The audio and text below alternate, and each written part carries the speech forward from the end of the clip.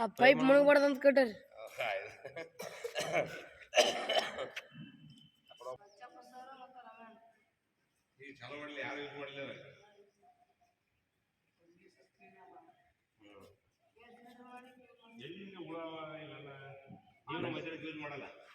ಯಾರು ಯೂಸ್ ಮಾಡಾರ ಸರ್?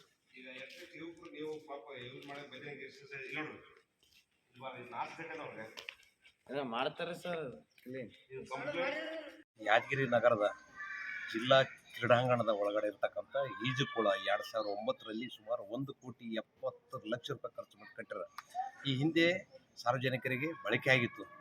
ಈಗ ಸೀಸನ್ ಬಂದು 1 ತಿಂಗಳಾಯಿತು. ಬಿಸಿಲಿನ ತಾಪ ತಾಳಲಾರದೆ ಜನರಿಗೆ ಏನಾಗ್ತದೆ ಅದ್ರ ಅನುಕೂಲ ಮಾಡಬೇಕಾಗಿತ್ತು. 1 ತಿಂಗಳ ಮುಂಚಿತವಾಗಿ ಸ್ವಚ್ಛತೆ ಮಾಡಬೇಕಾಗಿತ್ತು. ಇಲ್ಲಿವರೆಗೆ ಜಿಲ್ಲಾಡಳಿತ ನಿರ್ಲಕ್ಷ್ಯದಿಂದ ಅಲ್ಲಿ ಬೀದಿ ನಾಯಿಗಳ ತಾಣವಾಗಿ ಮಾರ್ಪಟ್ಟಿದೆ. ಬೀದಿ ನಾಯಿಗಳಲ್ಲಿ ವಾಸ ಮಾಡ್ತಿದ್ದವು. ಸಂಬಂಧಪಟ್ಟ ಅಧಿಕಾರಿಗಳ ದಿವ್ಯ ನಿರ್ಲಕ್ಷ್ಯದ ಕಾರಣ ಇವತ್ತು ಹೊರಗಡೆ ಇವ್ರ ನಿರ್ಲಕ್ಷ್ಯದಿಂದ ಖಾಸಗಿ ಈಜುಕೊಳದವರಿಗೆ ಲಾಭ ಆಗ್ತಕ್ಕಂಥ ವಿಷಯ ಆದ. ತಕ್ಷಣ ಜಿಲ್ಲಾಡಳಿತ 24 ಗಂಟೆ ಒಳಗಡೆ ಸ್ವಚ್ಛಗೊಳಿಸಿ ಸಾರ್ವಜನಿಕರಿಗೆ ಅನುಕೂಲ ಮಾಡತಕ್ಕಂಥ ವ್ಯವಸ್ಥೆ ಆಗಬೇಕು. ಇಲ್ಲದಿದ್ದರೆ ಜಿಲ್ಲಾ ಕ್ರೀಡಾಂಗಣದ ಗೇಟ್ ಕೀಲಿ ಹಾಕಿ ಜಾಲಿ ಮುಳ್ಳು ಪಡೆದು ಪ್ರತಿಭಟನೆ ಮಾಡಬೇಕಾಗ್ತಕ್ಕಂಥದ್ದು ಎಚ್ಚರಿಕೆ ನೀಡ್ತಿದೆ.